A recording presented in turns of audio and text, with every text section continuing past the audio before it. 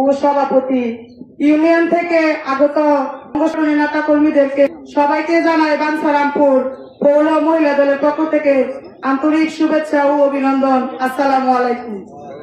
এখানে আমরা আসছি মহিলা দলের কমিটি গঠন করার জন্য, কিন্তু বাঞ্ছারামপুরে কোনোদিনও মহিলা দলের কমিটি ছিল না।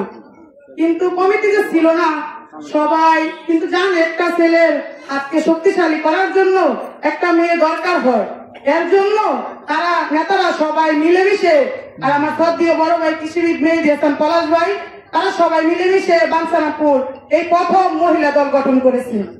আর আমরা এখন মনে করি যে মহিলারা আমরা তাদের হাতকে শক্তিশালী করব, যেহেতু আমি যে অ্যাক্টিভ সদস্য লাগবে ওই অ্যাক্টিভ সদস্যরা সবাই যেন আমার শ্রদ্ধেয় বড় ভাই কৃষিবিদ মেহেদী হাসান পলাশ ভাইয়ের হাতকে শক্তিশালী করার জন্য সামনে নির্বাচনের জন্য সবাই যেন প্রস্তুতি নেই।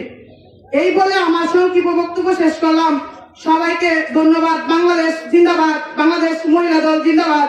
সবাইকে ধন্যবাদ। আসসালামু আলাইকুম।